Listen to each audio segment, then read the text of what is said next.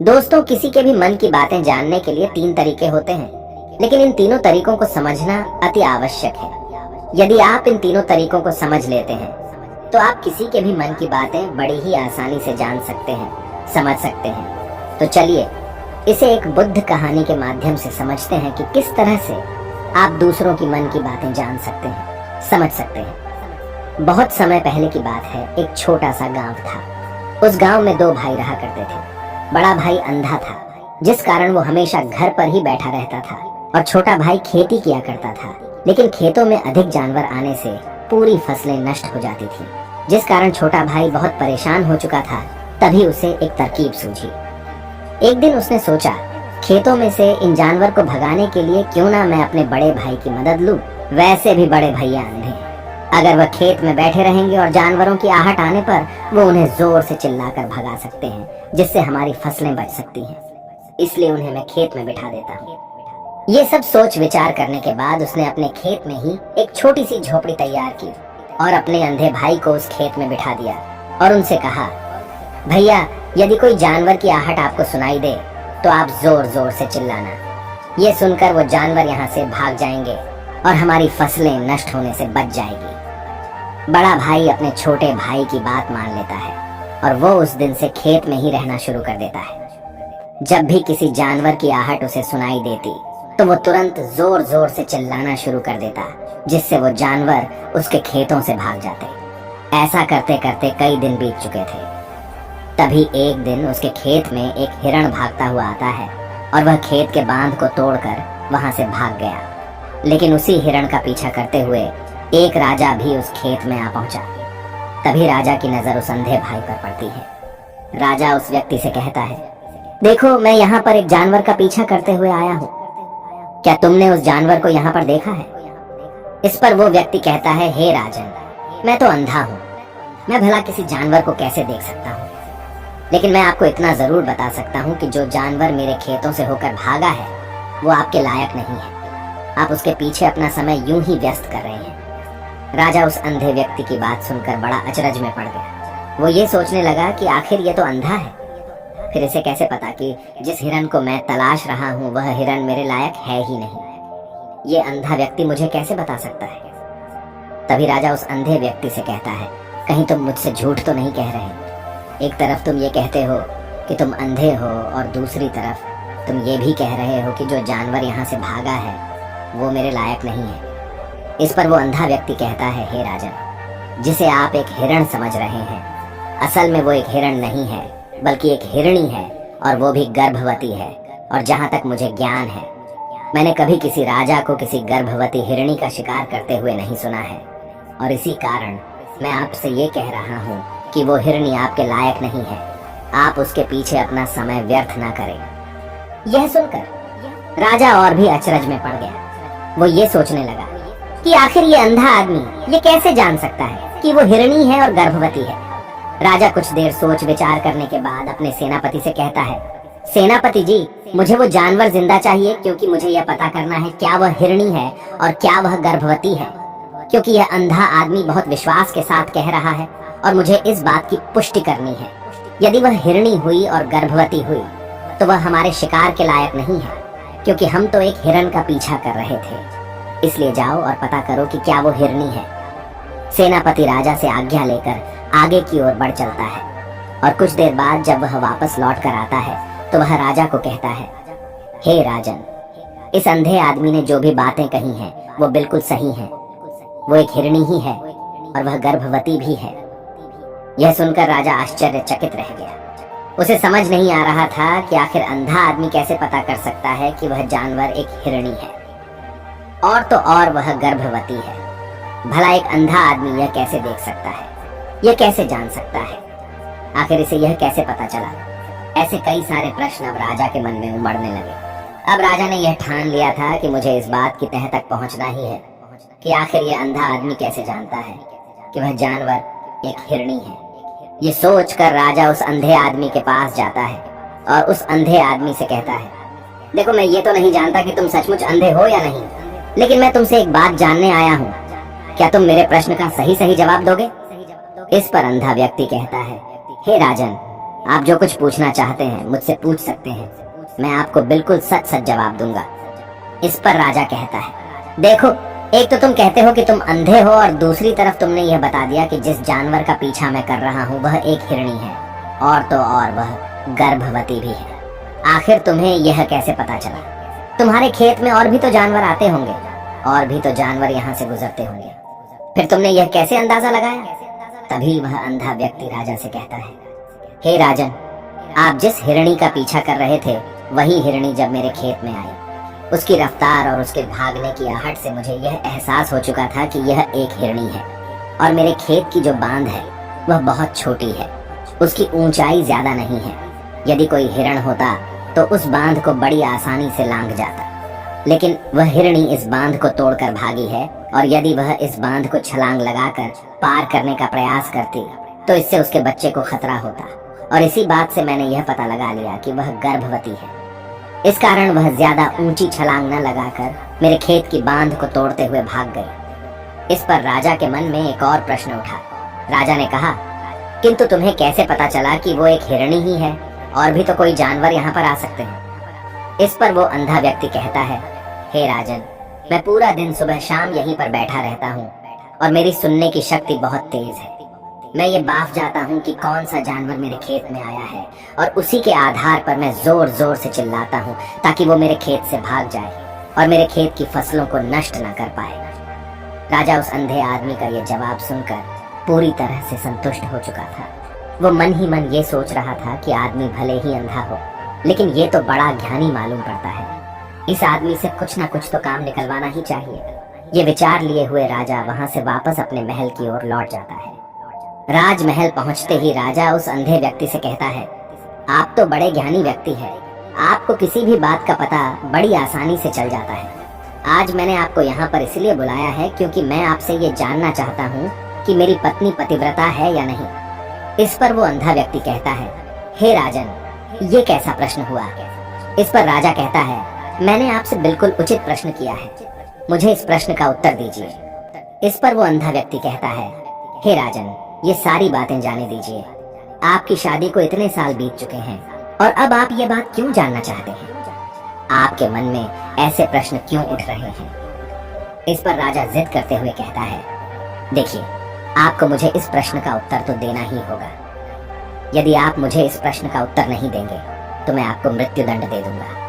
राजा के मुख से यह बात सुनकर वो अंधा व्यक्ति कहता है, हे राजन, यदि आप इस प्रश्न का उत्तर चाहते हैं तो उसके लिए आपको मेरा एक काम करना होगा। राजा कहता है, बोलो, मुझे क्या काम करना होगा?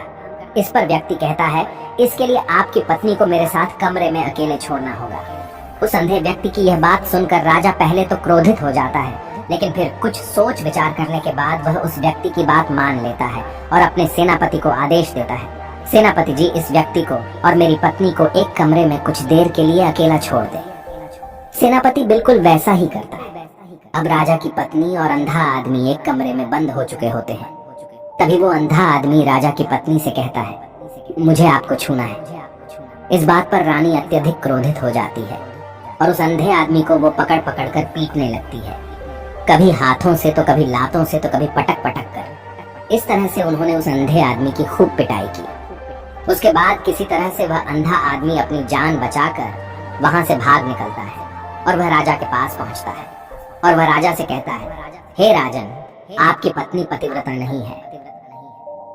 ये बात सुनकर राजा अत्यधिक क्रोधित हो उठता है और राजा अपनी तलवार निकालकर सीधा अपनी पत्नी की ओर जाता है और क्रोधित होकर वह अपनी रानी से कहता है, रानी जी, आज मैं जो भी सवाल आपसे करने वाला हूँ उसका मुझे सच सच जवाब दीजिएगा, और यदि आपने एक शब्द भी झूठ कहा तो मैं आपका अभी के अभी सर धड़ से अलग कर दूंगा। तभी आगे वह राजा कहता है, मुझे बताइए, क्या आप पतिव्रता हैं या नहीं?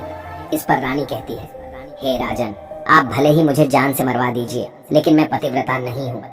राजा यह बात सुनकर बहुत खुश हुआ, क्योंकि उस अंधे आदमी ने जो भी कहा था वह बिल्कुल सच था। यह बात सुनकर तुरंत ही राजा उस आदमी के पास पहुंचता है और आकर उस अंधे आदमी से कहता है, तुम्हें कैसे पता चला कि मेरी पत्नी पतिव्रता नहीं है? इस पर वह अंधा आदमी कहता है, हे राजन, बड़ी सीधी सी बात है, मैंने तो आपकी पत्नी से बस इतना ही कहा था कि मुझे आपको छूना है, और इस बात पर वह इतना क्रोधित हो उठी कि उन्होंने गुस्से में आकर मुझे लात घूंसों से पीटना शुरू कर दिया। और भला कोई औरत किसी और मर्द को कैसे छू सकती है, लेकिन उन्होंने न आव देखा न ताव, बस लात घूंसे मुझ पर बरसाने शुरू कर दिए। वह भी तो एक छूना ही हुआ, और एक पतिव्रता नारी कभी भी पराये मर्द को नहीं छूती। जब मैंने उसे छूने के लिए कहा था तो वह उस वक्त मुझे मना कर सकती थी, लेकिन उन्होंने तो मुझे पीटना शुरू कर दिया और देखते ही देखते उन्होंने मेरे पूरे शरीर को छू लिया। अब आप ही बताइए, ऐसी स्त्री भला पतिव्रता कैसे हो सकती है? इस पर राजा कहता है, तुम तो बड़े ज्ञानी मालूम पड़ते हो।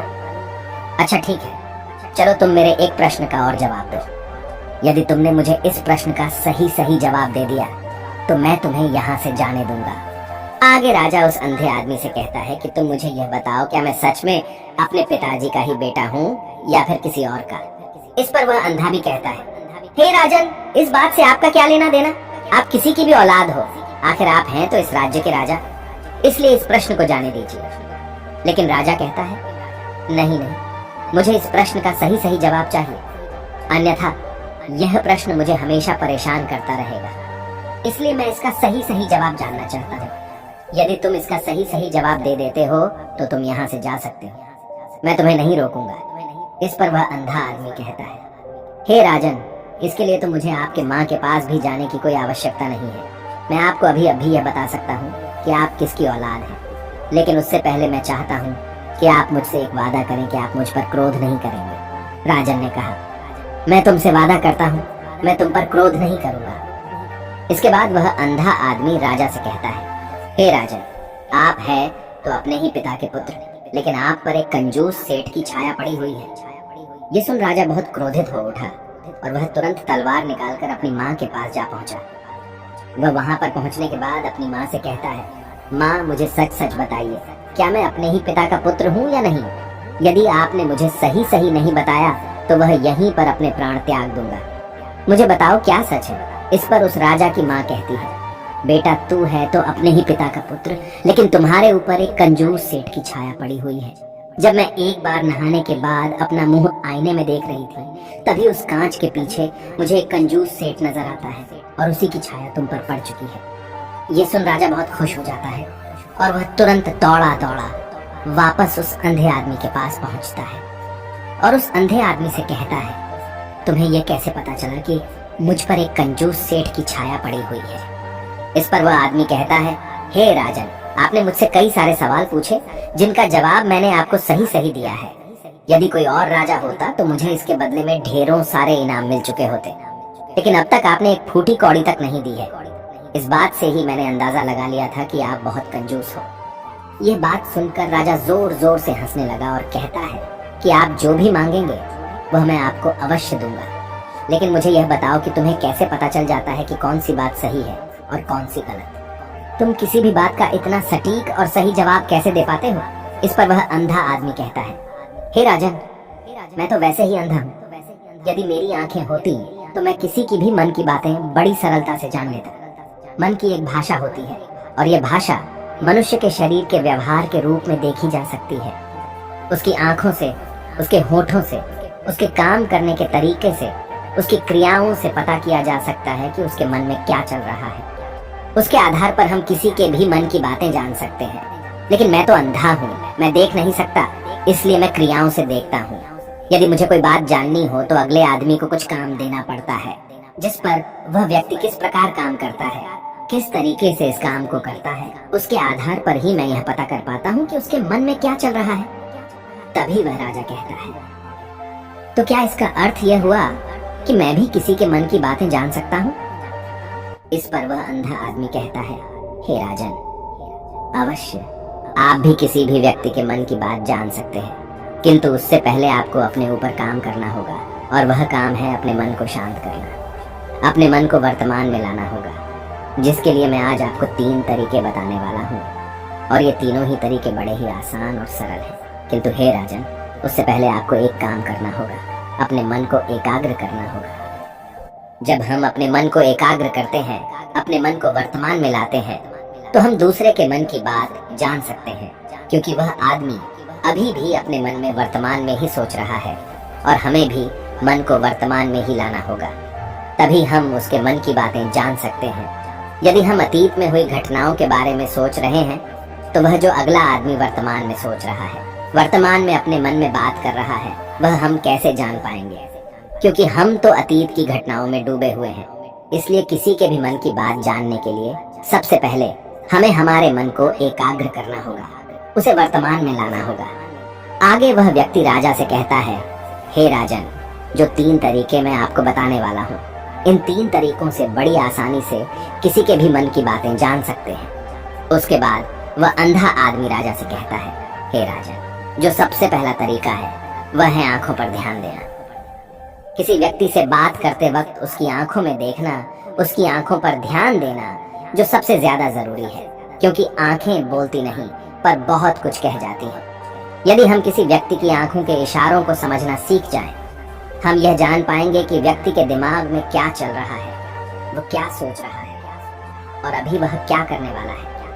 मेरे पास आंखें नहीं हैं, लेकिन मैंने अपने गुरु से यह विद्या सीखी है, क्योंकि बहुत सालों पहले मेरे पास आंखें थीं और मैं उस वक्त लोगों के मन की बातें केवल उनकी आंखों से ही जान लेता था। इसलिए यदि आप भी दूसरों की मन की बातें जानना चाहते हैं तो आपको भी उनकी आंखों पर गौर करना चाहिए, जैसे कि उनका आकार कैसा है, वह कब, कहाँ और किधर देख रहे हैं। यदि उसकी आंखें यहाँ वहाँ घूम रही हैं, जब आप उससे बातें कर रहे हैं तो वहाँ वह इधर उधर मोड़ रहा है, कभी ऊपर तो कभी नीचे या कभी आसपास, या फिर उसकी आंखें खुश नजर आ रही हैं या फिर आंखें निराश नजर आ रही हैं, जैसे कि चोर होता है। उसकी आंखों में जब हम देखते हैं तो हमें यह पता चलता है कि अगले आदमी ने कोई गलती की है। ठीक उसी प्रकार जब हम किसी चालाक व्यक्ति की आंखों में देखते हैं तो आपको पता चलेगा कि उसकी आंखों में एक भाषा होती है, एक बहुत ही सीधा और आसान तरीका होता है।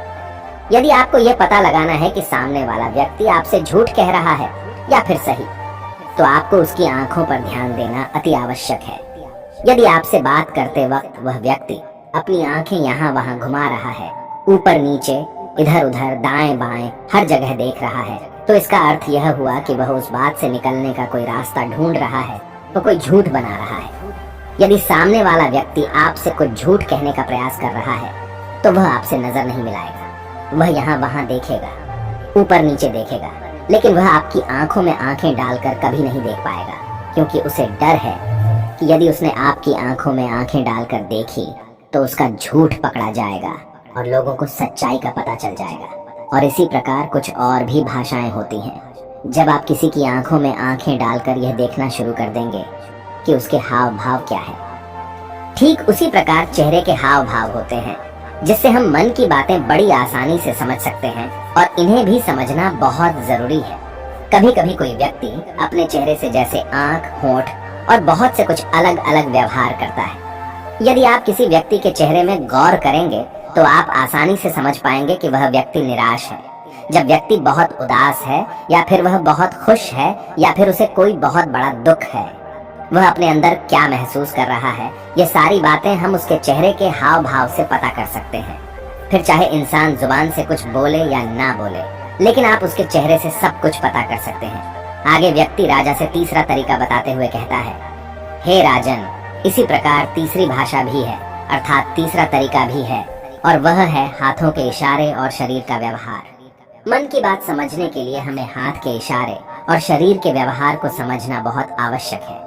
कोई व्यक्ति जब बात करता है तो आपने देखा होगा कि वो अपने हाथों को हिलाता रहता है, अपने हाथों से इशारा करता रहता है। बातों के साथ साथ अपना शरीर का जो व्यवहार है, अर्थात बॉडी लैंग्वेज, उसका भी पूरा उपयोग करता है, जिससे हमें यह पता चल पाता है कि वह व्यक्ति हमारी बातों पर कितना ध्यान दे रहा है और उसके मन में क्या चल रहा है।